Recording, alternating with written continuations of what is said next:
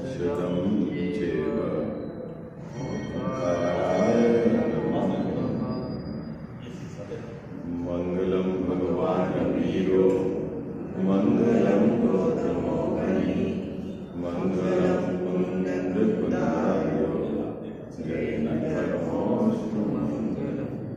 सर्वमङ्गलमाङ्गल्यं सर्वकल्याणकारकं प्रधानं सर्वधर्माणां जैनं जयतु शास्त्रम् जैनं जयतु शास्त्रम्।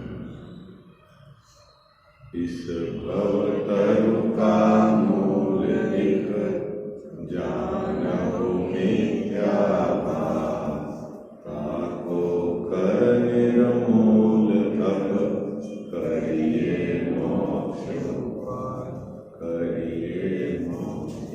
जय बोलो देव शास्त्र गुरु की। Hello hello hello. मोक्ष मार्ग प्रकाशक ग्रंथ का 7वां अधिकार अपने नियमित स्वाध्याय के क्रम में चल रहा है। जैन मिथ्या दृष्टि के 7 तत्व संबंधी भूल, इसकी चर्चा टोडरमल साहब ने यहाँ इस अधिकार में व्यवहाराभासी मिथ्या दृष्टि के प्रकरण में ली है। सवर तत्व संबंधी क्या भूल उसकी रहती है, उसकी चर्चा चल रही है। कल जो अपन ने महत्वपूर्ण बिंदु जिस पर आज अपने को चर्चा करनी है, आधे घंटे का अपने पास समय है, सुबह का समय है, आप उपयोग को एकाग्र करके समझना। जैन धर्म का मूल असली पुरुषार्थ शुद्धि की रक्षा किस प्रकार होती है, शुद्धि की वृद्धि किस प्रकार होती है, इन बिंदुओं पर आज अपन चर्चा करेंगे। कल एक बात अपन ने अच्छे से समझी थी कि पर्याय में धर्म प्रकट करने के लिए स्वयं का आश्रय लेना पड़ेगा। कितनी बात समझी थी अपन ने, है ना। पर्याय में धर्म को प्रकट करने के लिए, पर्याय में सुख को प्राप्त करने के लिए, पर्याय में आनंद और शांति की प्राप्ति के लिए इस जीव को स्वयं का आश्रय लेना पड़ेगा। उसके अलावा अन्यत्र किसी भी का आश्रय उसकी परिणति में धर्म प्रकट नहीं कर सकता, चाहे वह पंच परमेष्टि भगवंत का भी आश्रय क्यों न हो। उनका आश्रय लेने से, उनके गुणानुवादन करने से, उनके प्रति भक्ति और उनकी महिमा आने से निश्चित तौर पर पुण्य का बंध होता है, लेकिन धर्म नहीं होता। इतनी बात तो आपको अच्छे से समझनी है। और आप भक्ति में, जिनवाणी की भक्ति में भी ये पंक्ति बोलते हैं, स्वाश्रय से मुक्ति बखानी, ऐसा बोलते हो ना। स्वाश्रय से, स्वयं के आश्रय से मुक्ति होती है, स्वयं के आश्रय से धर्म प्रकट होता है, स्वयं के आश्रय से सुख होता है। ये बात आप अनेक जगह, है ना, चाहे पूजन में चाहे भक्ति में आप कहते हैं। अब हमें ये समझना है कि स्वयं का आश्रय यानी आश्रय ले कौन और किसका आश्रय ले, ये बात है ना। आपने शब्द तो बोल दिया, स्वाश्रय से मुक्ति बखानी, बखानी, है ना। स्वयं के आश्रय से मुक्ति होती है, लेकिन आश्रय कौन करे और आश्रय किसका ले, है ना। ये बात तो समझनी पड़ेगी ना कि आश्रय करने वाला भी मैं और आश्रय भी लेना है मेरा, करने वाला भी मैं और लेना भी है मेरा। और न तो मैं आश्रय करने वाले को जानता हूँ और न ही जिसका आश्रय लेना है उसको जानता हूँ। तो फिर मेरी परिणति में धर्म प्रकट कैसे होगा। एक तो बिंदु अपना ये जिस पर आज अपने को चर्चा करनी है। दूसरी, मेरे संवर तत्व संबंधी मान्यता में ये भूल चल रही है कि ये जो शुभ परिणाम है, जो मेरी भूमिका में, चाहे गृहस्थ की भूमिका में हो, चाहे व्रती श्रावक की भूमिका में हो, चाहे महाव्रती मुनिराज की भूमिका में हो, जो शुभ परिणाम आते हैं उनसे निश्चित तौर पर पुण्य का बंध होता है। उनसे न तो संवर होती है और न ही निर्जरा होती है और न ही धर्म की वृद्धि होती है। क्या ये जो बात अपन कल चर्चा में कर रहे थे, क्या जो राग का परिणाम है, मंद कसाय का राग का भाव है, वह बंध का कारण है, वह संवर निर्जरा का कारण नहीं। और जो बंध का कारण है उससे नहीं तो शुद्धि होती है और नहीं शुद्धि की वृद्धि होती है। यदि आपको ऐसा है चित्त में कि ये मेरे मंद कसाय के परिणाम से धर्म है और मैं धर्म के मार्ग में बढ़ रहा हूं, तो अपनी मान्यता आज समझ लेना मिथ्यात्व के कोटि में खड़ी है, मिथ्यात्व के पालन में खड़ी है। दया, दान, पूजा, व्रत, ये जितने भी परिणाम हैं, ये सब पुण्य परिणाम है। इनसे धर्म होता नहीं, ये धर्म का कारण भी नहीं और ये धर्म भी नहीं। कितनी बात समझ में आ गई आपको? कठिन तो नहीं लग रही है बात, है ना? क्यों कारण नहीं और क्यों धर्म नहीं, इसकी मैं भी चर्चा करूंगा, है ना? कल अपन अब पहली बात को प्रारंभ करते हैं, समय अपने पास थोड़ा है ना? सबसे पहली बात तो यह है कि स्वयं का आश्रय कैसे लिया जाए। मुद्दा क्या है बाबूजी? स्वयं का आश्रय कैसे लिया जाए और आश्रय लेता कौन है ना? बात है ना, आश्रय लेता कौन है और लिया कैसे जाता है, इस बात को अपने को समझना है ना। ये शब्द तो हमारे चित्त में बैठ गया है कि आश्रय, अपनी आत्मा का आश्रय लेंगे तो परिणति में धर्म प्रकट होगा। लेकिन कौन आश्रय लेगा और किस आत्मा का आश्रय लेने का नाम धर्म है, ये बात अपने को समझनी है ना।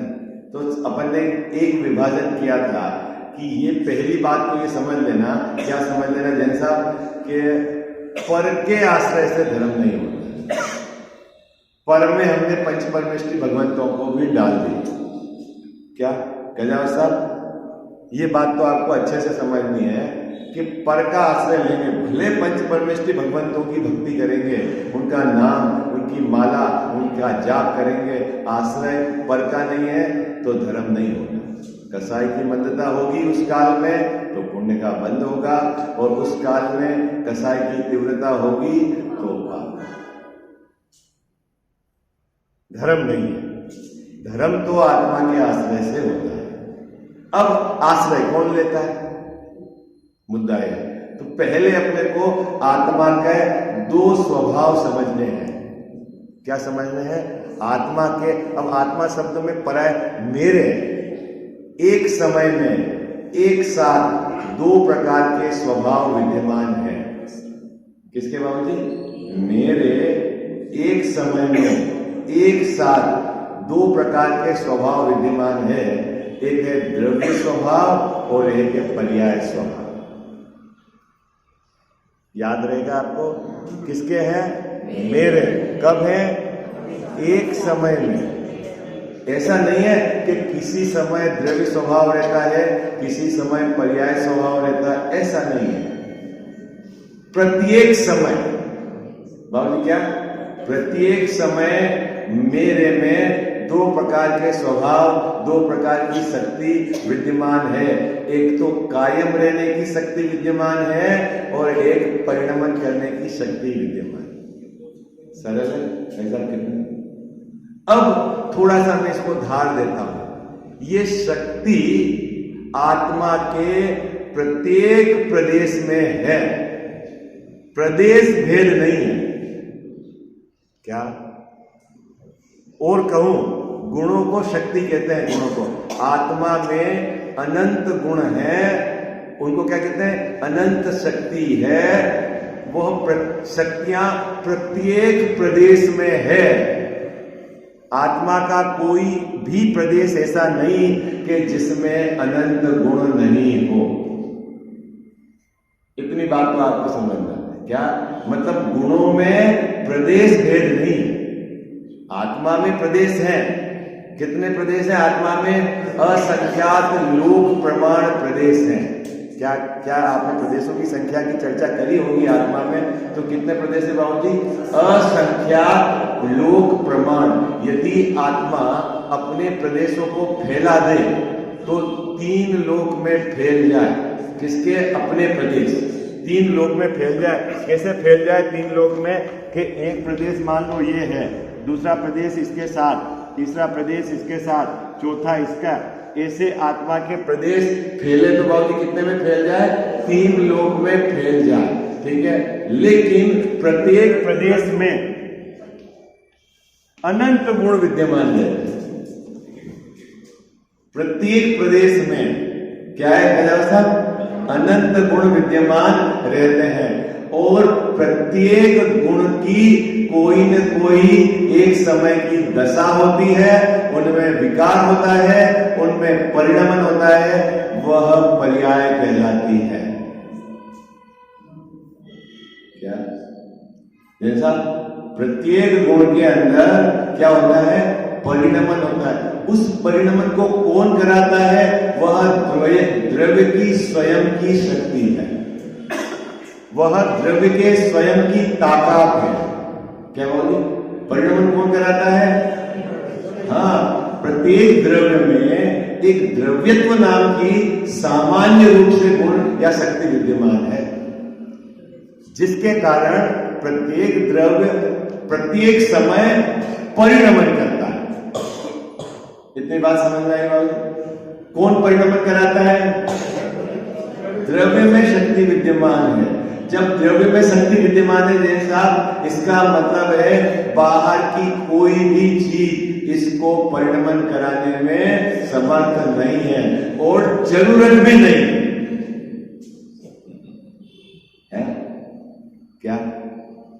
समर्थ कराने में भी नहीं है, ताकत नहीं है और जरूरत भी नहीं है। आपके पास अपनी पावर है बाबूजी, तो फिर बाहर से लेने की क्या जरूरत है? और क्यों ले? अब बहुत शांति से सुनना बात, यहां तक तो आपको बिल्कुल। अब जो आत्मा में अनंत गुण हैं, ठीक है, उनमें से कुछ गुण क्या है? विभाव रूप भी परिणमन करते हैं और स्वभाव रूप भी परिणमन करते हैं। गुण तो वो ही है, लेकिन वो स्वभाव रूप भी परिणमन करते हैं और विभाव रूप भी परिणमन करते हैं। और वो ताकत भी द्रव्य स्वयं में है। किसमें है बाबू जी? स्वयं में है। एक को बोलते हैं वैभाविक परिणमन, वैभाविक शक्ति। क्या है ना? किसमें पड़ी बाबू जी? यदि आत्मा में वैभाविक नाम की शक्ति नहीं हो तो वह विभाव रूप परिणमन नहीं कर सकती।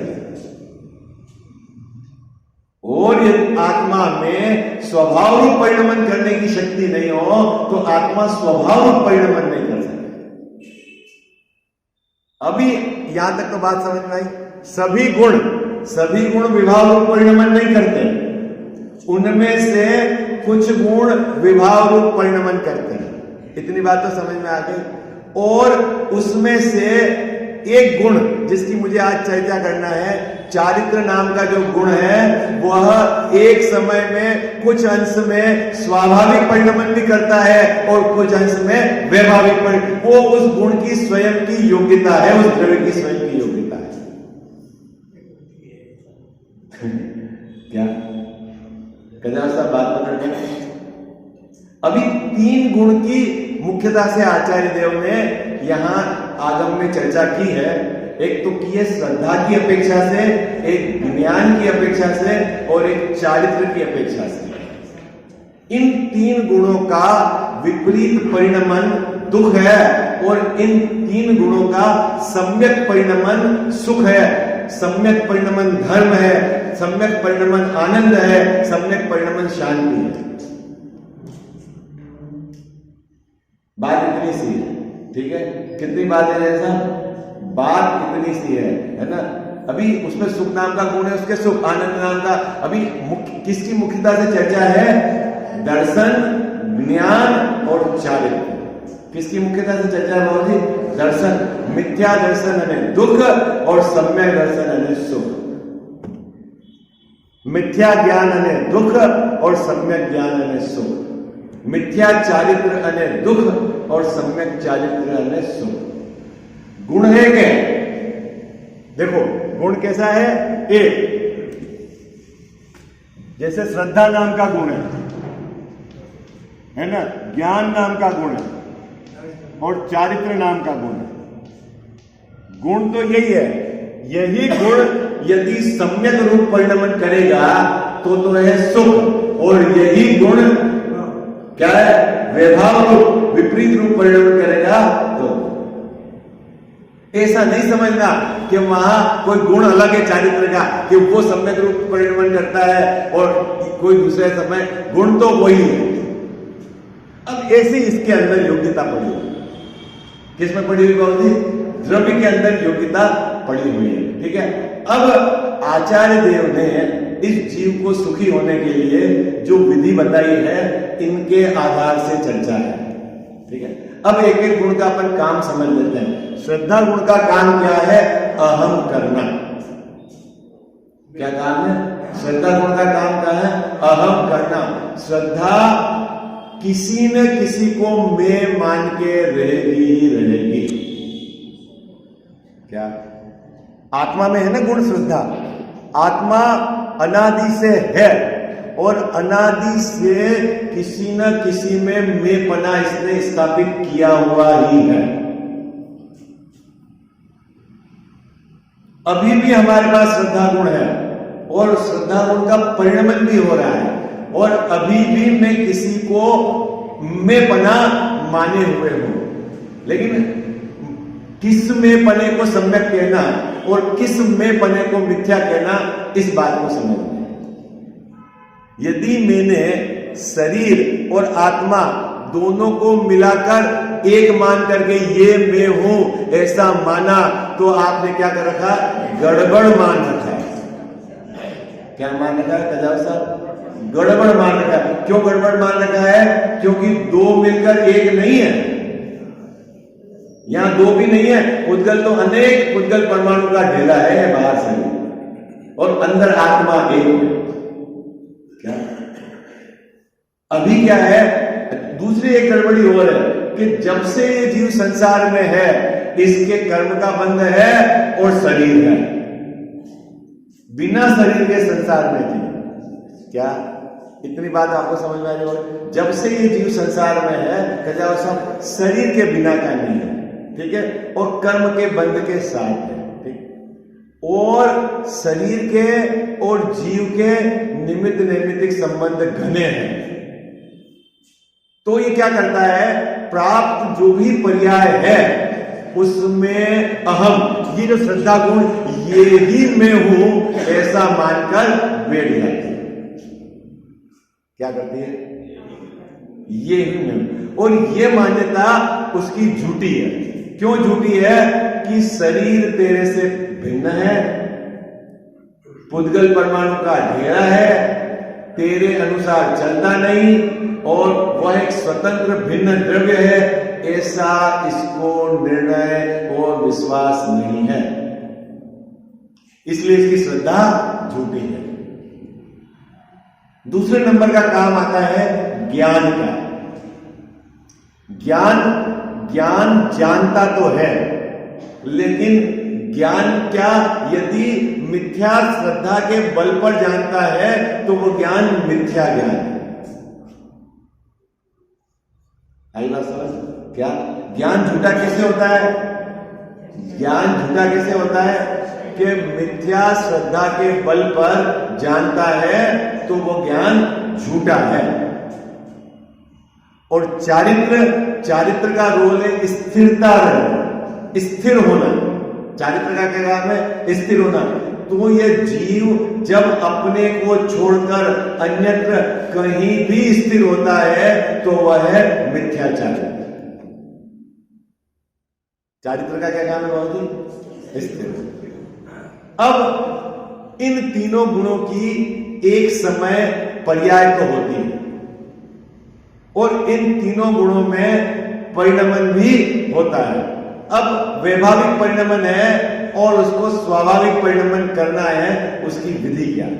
ठीक है, अभी अपन ने बात की कि आत्मा का आश्रय लेना है, तो सबसे पहले आश्रय लेता कौन है? दो गुण की तरफ से बात करेंगे, श्रद्धा और चारित्र। किसकी बात करेंगे? श्रद्धा और चारित्र। श्रद्धा अपने में अहम करे तो ये श्रद्धा का सम्यक आश्रय रूप परिणमन है। कितनी सरल बात है, कहते साहब श्रद्धा है ना, श्रद्धा गुण अपने में अहम करे तो वो है सम्यक रूप उसका परिणमन, और अपने को छोड़कर अन्य या दो को मिलाकर अहम करे वह मिथ्या रूप परिणमन। और चारित्र अपने में स्थिर हो तो सम्यक चारित्र, और अपने को छोड़कर अन्यत्र स्थिर होवे तो मिथ्या चारित्र। बस ये दो गुणों की एक्टिविटी है। क्या एक्टिविटी है? श्रद्धा का अपने में अहम करना और चारित्र गुण का अपने में स्थिर होना, ये काम मोक्ष मार्ग है। कितना सरल काम हुआ? श्रद्धा का अपने में अहम करना और चारित्र का अपने में। अभी चक्कर यह है कि ये जो श्रद्धा है, जो अनादि से पर में अहम किए हुए है, वह अपने में अहम करे कैसे? अपनी आत्मा का आश्रय ले कैसे? तो उसके लिए आपके पास एक हथियार है, वो आपकी प्राप्त पर्याय में, वो है ज्ञान। क्या है आपके पास? एक वेपन है आपके पास। क्या है जैसा? ज्ञान। हमारे दर्शन और ज्ञान का क्षयोपशम होता ही होता है। क्या? प्रत्येक जीव की पर्याय में उसके चेतन पने का रिप्रेजेंटेशन होता ही होता है। अभी चेतन किसको कहते हैं समझो? ज्ञान दर्शन का होना वो चेतन पना है। अभी वो दर्शन, ये दर्शन नहीं है श्रद्धा वाले, वो दर्शन है दर्शनावर्णी कर्म के क्षयोपशम से जो सामान्य प्रतिभास होता है वो दर्शन, और उसके लिए विशेष जानना होता है वो ज्ञान, उसको बोलते हैं चेतन। ठीक है, वो क्या है? चेतनपना। वो किसका है? मेरा है। बाबू जी किसका है? मेरा है। अभी वो चेतनपना, वो ज्ञान दर्शन का जो क्षयोपशम है, वह किसको ग्रहण करता है उसको कहते हैं, उसके स्व और पर के ग्रहण करने की एक्टिविटी को बोलते हैं उपयोग।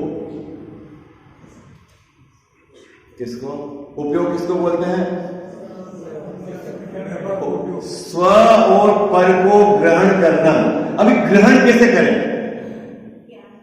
ग्रहण कैसे करें? अपन कोई जैसे भोजन ग्रहण करते ऐसे नहीं, जानना। एक्टिविटी क्या है? स्व को स्व जानना और पर को पर जानना, इसको कहना है ग्रहण करना। ठीक है, तो अभी अपने पास क्या हथियार है कि हमारे पास उपयोग है ना, इसको बोलते हैं क्षयोपशमिक उपयोग, या कहते हैं यदि ज्ञान की तरफ से कि हमारे पास मति ज्ञान और शुद्ध ज्ञान है ना, वह मति और शुद्ध ज्ञान क्या यदि अपनी आत्मा को ग्रहण करना चाहे तो कर सकते हैं, उसमें ताकत है, और उसको छोड़ के अन्य को जानना ग्रहण करना चाहे तो भी कर सकते। अब यहां से आपको मोक्ष मार्ग का रास्ता फटेगा। क्या फटेगा? कि सबसे पहले अपने उपयोग को कहां लगाना है कि आचार्य भगवंतों ने, केवली भगवान ने जैसा आत्मा का स्वरूप बताया है और जिस प्रकार आत्मा का, जिस आत्मा में अहम करने के लिए कहा है, वैसा उसको जाने, आगम से जाने, उनकी देशना से जाने और जाने और निर्णय करे। वह काम सबसे पहले करना है। और जानने के लिए आपके पास हथियार है उपयोग। उसके अलावा आप नहीं जान सकते। किसी को भी जानना है तो आपको उस तरफ उपयोग लगाना पड़ेगा। इसीलिए आपको आत्मा को जानने के लिए या तो गुरुओं की वाणी देशना, उसमें उपयोग लगाना पड़ेगा, या उन्होंने जो लिपिबद्ध किए शास्त्र उसमें उपयोग लगाना पड़ेगा। क्या सबसे पहले नंबर का काम क्या करना है अपने को? आपने को क्या करना है सबसे पहले? हरिजय जी, क्या करना है अपने को? जो अपना वर्तमान उपयोग है उसको किस बात के लिए लगाना है कि श्रद्धा को सब्जेक्ट दे सही, जिससे श्रद्धा उसका आश्रय करे और परिणति में धर्म प्रकट होते हैं। और हमारे पास ताकत क्या है? उपयोग। इसलिए कहते हैं कि अपने उपयोग को 5 इंद्री और मन उसके विषयों से कनेक्ट न करके, जैसा आचार्य भगवान ने आत्मा का स्वरूप बताया है, उसका द्रव्य स्वभाव बताया है, उसका पर्याय स्वभाव बताया है, अनंत गुण बताए हैं, 7 तत्व बताए हैं, 9 पदार्थ बताए हैं, उनका यथार्थ स्वरूप आप जानो। सबसे पहले नंबर का काम क्या करना है? मुकेश जी साहब, सबसे पहले नंबर का क्या करना है? अपने को उपयोग कहां लगाना है? आगम के अभ्यास में या गुरुओं की वाणी को सुनने में। और मात्र उसमें इतनी सावधानी रखना, सिर्फ पढ़ना, याद करना, उतने में संतुष्ट नहीं हो जाना। उसमें जो बात कही गई है उस बात को समझकर ऐसा यहां मैं हूं ऐसा अंदर में ले जाके घटाना, पूरी प्रक्रिया करना है। क्या जैसा तोते जैसा रटन मत कर लेना। यहां जैसा कहा है मैं अनंत गुण वाला हूं, मेरा ज्ञान स्वभाव है, मैं पाप पुण्य से भिन्न हूं, है ना, रागादिक से भिन्न हूं। तो ये तो आपने शब्द को पकड़ा, आगम के आधार से याद किया, लेकिन अंदर में जाकर राग से भिन्न, पाप पुण्य से भिन्न अपना ज्ञान स्वभाव आपको पकड़ में आता है कि नहीं आता? ये पहले नंबर का पुरुषार्थ है। क्या है फर्स्ट नंबर का पुरुषार्थ? बाबूजी, पहले नंबर का पुरुषार्थ क्या है? आगम का अभ्यास करके क्या करना है मुकेश भाई साहब? अपने को पर से और पर्याय से भिन्न पढ़ना है। किससे भिन्न पढ़ना है गजाव साहब? पर से और पर्याय से। किसकी पर्याय से भिन्न पढ़ना है बाबूजी? अपने स्वयं की पर्याय से। और पर, इस पर में सबसे बड़ी समस्या है एक क्षेत्र अवगाह वाला शरीर। सबसे बड़ी समस्या क्या है बाबूजी? एक क्षेत्र अवगाह वाला शरीर में पत्नी, बच्चे, घर और ये जो परिग्रह, उनसे तो भिन्न हूं, ये तो आप सामान्य रूप से भी पकड़ लेते हैं, लेकिन मैं शरीर से भिन्न हूं, इसका विचार करना है आगम के आधार से। शरीर के लक्षण, आत्मा के लक्षण, दोनों का एक क्षेत्र अवगाह संबंध किस प्रकार है, दोनों में किस प्रकार निमित्त नैमित्तिक संबंध है और दोनों में किस प्रकार की भिन्नता है, इसका आपको गहराई से विचार करके, बारंबार चिंतन करके, अंदर में जाकर शरीर से आत्मा की भिन्नता का निर्णय करना है। पहले में पहला काम है। इसको शास्त्रीय भाषा में बोलते हैं भेद विज्ञान, है ना? भेद का ज्ञान करना है। भेद विज्ञान मतलब भेद का विशेष प्रकार का ज्ञान करना है कि ये शरीर भिन्न है और मैं भिन्न। कब भिन्न हूं? अभी भिन्न। किसके आधार से? कि ज्ञानी धर्मात्मा ने बात बताई है, केवली भगवान ने बात बताई है, बताई नहीं है, तेरे को भिन्न भिन्न लक्षण दिए हैं, तेरे को तेरे जो वर्तमान ज्ञान है ना उसमें इतनी ताकत है कि तू युक्ति लगा, तर्क लगा, निर्णय कर सकता है। करके बताया। हाँ, उनने तो करके बताया है और आपको कहा है कि तू कर। पहले नंबर का काम क्या करना है बाबू? क्या करना है कि पर से भिन्नता किसके आधार से? ये पुरुषार्थ बता रहा हूं मैं आपको, मैं बिल्कुल आपको है ना एक दिन या 2 दिन में एकदम शॉर्टकट रास्ता बता रहा हूं, लॉन्ग कट रास्ता नहीं बता रहा हूं, कहीं उलझाना नहीं है, सीधा आपको काम बता रहा हूं कि कैसे धर्म प्रकट हो। क्या करना है गजानन साहब? आपको शरीर से भिन्नता का विचार करना है। किसके आधार से विचार करना है? आचार्य भगवंतों ने कहा है, केवली भगवंतों ने कहा है, जितनी ताकत से आप, जितनी विशेष से आप उसकी अभ्यास करोगे उतना आपका निर्णय सही हो जाएगा। लक्षण के आधार से जानो, भेद करो, है ना। आज चाहे परमाणुओं में पढ़ो, पूर्व भाव में मैं कहीं अन्यत्र था, वहां कोई शरीर जुदा था, अभी मेरा शरीर जुदा है और मैं तो हूं और वो शरीर नहीं है, इसका मतलब शरीर भिन्न है, मैं हूं।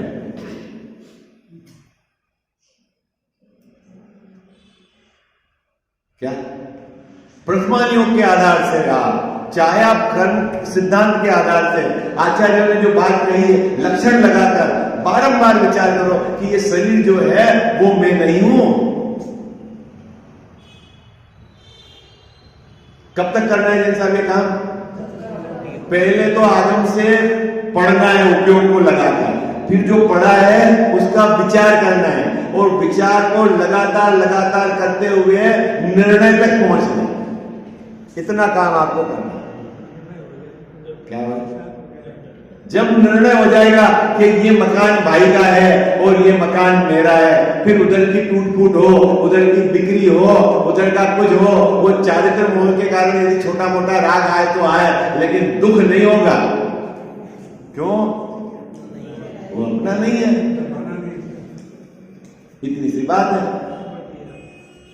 और आपको लगेगा ये क्या समझा रहे जैन दर्शन में, कोई पूजा, कोई पाठ, कोई भक्ति, कोई मंत्र तंत्र सिखाओ, अरे कुछ दम नहीं है। जो काम मैं ये बता रहा हूं ये सबसे सरल है और शॉर्टकट है। क्या करना है जैन साहब? आज से अपने को पहले क्या करना है? पहले तो शरीर से भिन्नता का ये हो गया पर, और पर्याय जो है अपनी स्वयं की पर्याय, उससे भी अपने को भिन्न ऐसा द्रव्य स्वभाव जो नित्य है, कायम है, एक रूप है, निरपेक्ष पर से निरपेक्ष है, ऐसे स्वभाव को आगम के आधार से, गुरुओं ने जो बताया उसके आधार से अंदर में जाकर उसको निर्णय करना है। हो गया काम। ये काम कौन करेगा गजानन साहब? वो जो ज्ञान है ना, ज्ञान जो उपयोग है ना, ज्ञान दर्शन, वो आगम के आधार से ये काम करेगा। बाबू जी वही निर्णय करेगा। इतना काम आपको करना। जब ये निर्णय हो जाए, क्या निर्णय हो जाए कि मैं शरीर नहीं और मैं पर्यायों से पार हूं और ये मैं हूं, ऐसा जब ज्ञान निर्णय कर लेगा और वो निर्णय करेगा तो श्रद्धा जो शरीर में अपनापन मान के बैठी हुई थी, वो वहां से पलटकर अपने आत्मा, अपना दृढ़ स्वभाव में अपनापन कर लेगी। उसका नाम है सम्यक दर्शन।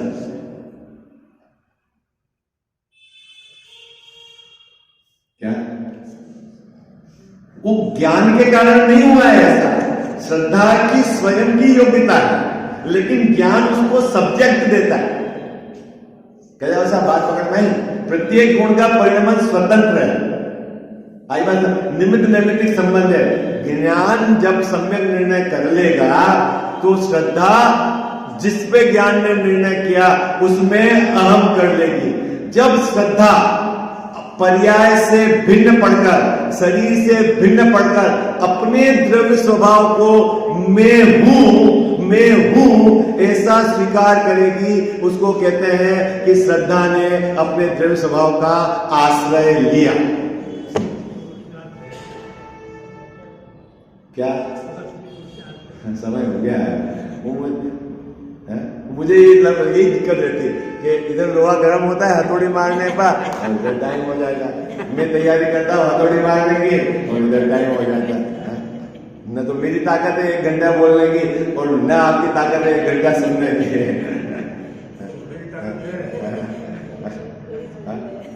अभी यहां तक तो आप बराबर भूलोगे नहीं, फिर कल अपन इसके आगे की बात करेंगे। किसको कहना श्रद्धा का आश्रय लेना, ये मैं कल आपसे पूछूंगा। फिर इसके आगे अपने विषय बढ़ाएंगे। फिर अपन शुद्धि की वृद्धि कैसे होती है, कैसे बढ़ता है, कैसे बंद होता है, जबकि ये विषय यहाँ नहीं है। यहाँ तो सिर्फ आपके संवरण तत्व संबंधी भूल बात कही है, लेकिन चूंकि आप लोगों को जिज्ञासा है, सब बोल रहे थे, तो ये इसको यहाँ विषय को अपन ने क्लब कर दिया है। ठीक है, शॉर्ट में बता रहे हैं, जब प्रकरण आएगा तब इसका अपन विस्तार से चर्चा करेंगे। अभी आपको शॉर्ट में बता रहे हैं कि क्या करना है, क्योंकि बहुत जीव भटके हुए हैं अभी आज के समय, उसको खबर ही नहीं पड़ती क्या करें। कभी ये सुन लेता, कभी ये सुन लेता, कभी ये कर लेता, कभी वो। अब उसको धर्म करना नहीं क्या, मैं आपको बिल्कुल छोटा परफॉर्मा दे रहा हूँ काम करना, ठीक है, वो आपको काम करना है। ठीक, अब आप उसमें कितना सावधानी पूर्वक काम करोगे तो वो काम आपका हो जाएगा। ठीक है, विशेष चर्चा अपन कल करेंगे, यहां से अपन आगे करेंगे। अब ये पुरानी बातें नहीं तो फिर वापस वो 30 मिनट उसी में हो जाएंगे। ठीक है, विशेष चर्चा। माता तू दया करके कर्मों से छुड़ा देना, इतनी सी विनय तुझसे चरणों में जगह देना।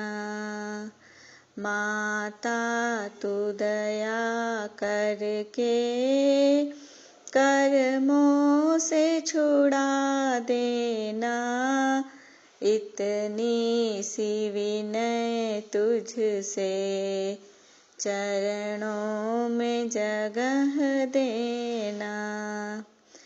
माता में भटका हूँ माया के अंधेरे में, कोई नहीं मेरा है इस कर्म के रेले में, कोई नहीं मेरा है तुम धीर बंधा देना। इतनी सी विनय तुझसे चरणों में जगह देना।